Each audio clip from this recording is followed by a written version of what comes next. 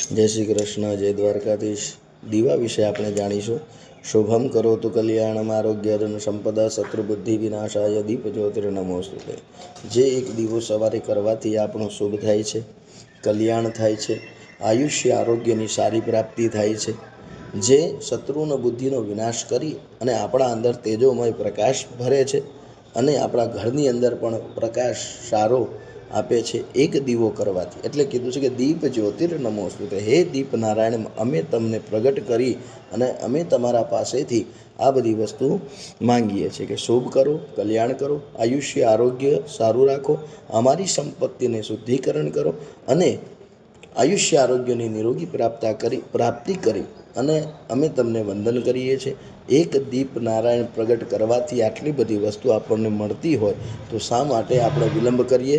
આવો આપણા કુળદેવીની સમક્ષ આપણે દીવો કરી એમને પ્રાર્થના કરી અને દીવાને પ્રાર્થના કરી એ આપણું સારું કરે એવી પ્રાર્થના આપણે એમને કરીએ। જય દ્વારકાધીશ, જય સોમનાથ।